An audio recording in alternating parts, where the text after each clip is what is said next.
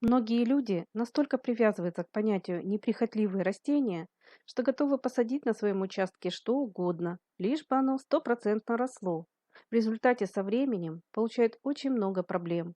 Сегодня речь пойдет именно о таких зеленых захватчиках, от которых порой не удается избавиться годами. Например, услышав о живучести такого дерева или высокорослого кустарника, как клен ясенелистный или американский, и в надежде быстро озеленить свою территорию, без всякого опасения высаживает его в свой сад. И очень зря. Этот инвазивный вид клена приживается даже в самых неблагоприятных условиях и на любых почвах. Он станет расти даже на мусорной свалке и строительных отходах. При этом он очень активно распространяется, причем на большие площади. Высадив саженец в одном месте, через какое-то время в разных местах своего сада вы обязательно обнаружите его сеянцы и поросль. Ясенелистный клен разбрасывает свои семена даже на дальние расстояния. Он также дает корневую поросль, которую придется постоянно удалять. К тому же пыльца этого дерева содержит опасные для человека аллергены. Но это еще не все его негативные качества. Оказывается, выделяемые его корнями и листьями вредные вещества вытесняют более культурные насаждения. Такой себе живой гербицид. К подобным опасным агрессорам, которые дают свою обильную прикорневую поросль даже на большие расстояния от материнского растения, относится айланд.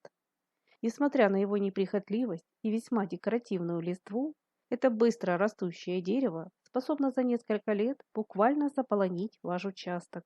Айланд с годами проявляет все качества инвазивного сорняка. Это не только поросль, но и многочисленные семена, которые разлетаются на дальние расстояния. Его зернышки находятся в плоских стручках-крылатках, которые при созревании опадают и с помощью ветра легко перелетают с одной территории на другие. Хотя при всей очевидной агрессивности айланта нельзя не отметить его декоративность. Дерево имеет эффектную раскидистую крону с интересной листвой. Но пусть вас его вид не прельщает. Как по мне, лучше посадить в своем саду более культурные и беспроблемные растения. Еще больше беды могут создать заросли хмеля обыкновенного. Уж сколько соседей поссорилось из-за этой лианы. Подобные неприятные рассказы я слышу довольно часто. Обычно хмель высаживает в надежде быстро закрыть обзор своего участка. Конечно, эта лиана легко справится с подобной задачей. Она действительно активно разрастается и буквально за пару лет способна завить заборы, стены, беседки и прочие садовые объекты. И все бы ничего, если бы не способность хмеля разбрасывать множество семян и длинные корни по всей территории.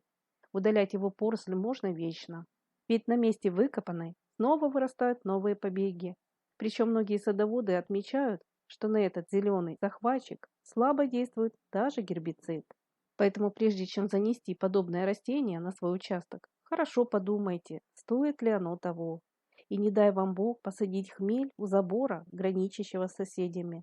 В этом случае проблем вам точно хватит на несколько лет. Также хочется предупредить любителей так называемой неприхотливой экзотики. Никогда не засоряйте свой сад растениями, о которых вы мало что знаете. Например, есть такое чудо, которое называется красный огурец. Его ботаническое название кладианта сомнительное. Природный ареал этой зимующей лианы – северная часть Китая и Дальний Восток. Она также встречается в США и Канаде. Кладианта быстро разрастается и способна оплетать самые разные, в том числе и очень высокие опоры. Растение привлекательно цветет и дает съедобные плоды, которые по вкусу напоминают смесь огурцов и экзотических фруктов. Но это самый настоящий захватчик. Кладианта способна за короткие сроки оплести всю площадь вашего огорода сплошным зеленым ковром. Но проблема даже не в этом, а в стремительном размножении лианы с помощью корней клубеньков. Корневая система кладианты выглядит как цепи из многочисленных клубней, которые всего за несколько лет разрастаются на площадь, равную 30 метрам квадратным. Удалить все мелкие клубеньки нереально, но даже из маленьких их частей, оставшихся в почве, начнут прорастать молодые растения. Еще одна проблемная сорная лиана из того же семейства тыквенных – это эхиноцистис. В народе его еще назвали бешеным огурцом.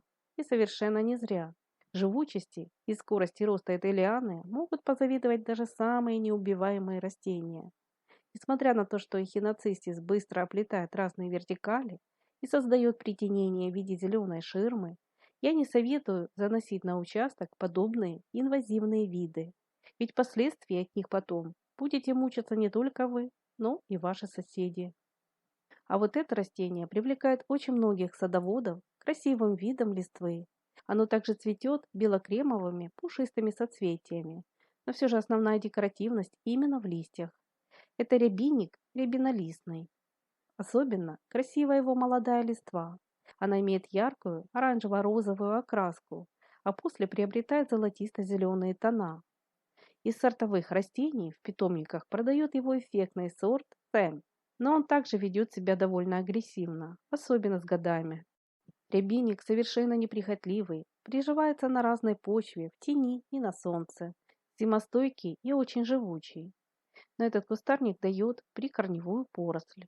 Если вам не нужны подобные проблемы, поищите в питомниках сорт рябинника, который не завязывает семян и не разбрасывает свои корневые побеги.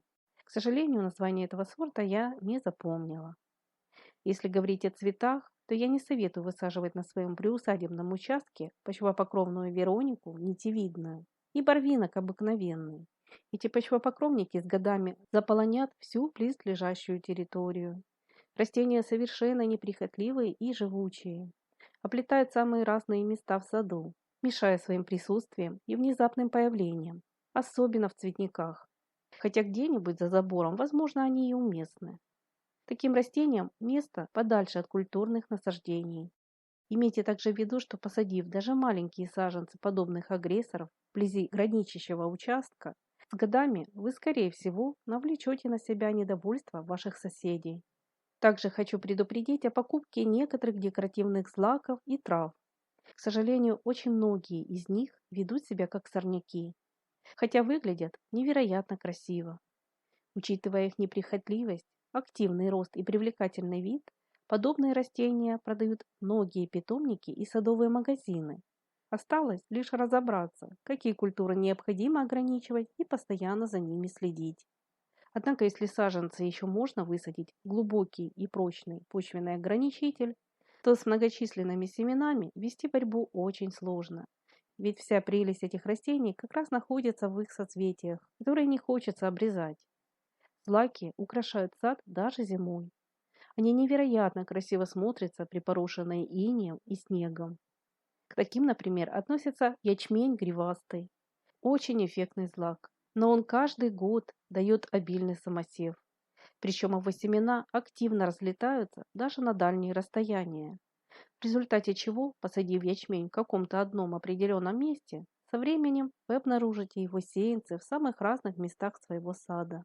Тут уж надо выбирать: или посадить такую агрессивную красоту, или заменить ее более культурными и безобидными злаками. Перед покупкой подобных декоративных культур обязательно изучите характеристики растения, и лучше это выяснить не у продавца, а из проверенных источников. Например, воспользоваться энциклопедией растений, информация которой доступна в интернете. Я также хочу вас попросить поделиться своим опытом и написать в комментариях, о каких еще неистребимых зеленых агрессорах вы знаете. Не забывайте подписываться на наш канал и нажимать на колокольчик. Это очень удобно, чтобы не пропускать выход новых роликов. А если это видео было вам полезным, не забудьте, пожалуйста, поддержать нас своим лайком. Делитесь также этим видео с другими. Возможно, эта информация убережет ваших друзей и знакомых от непоправимых ошибок. Желаю вам много красоты и беспроблемных растений в саду. И до новых встреч на нашем канале.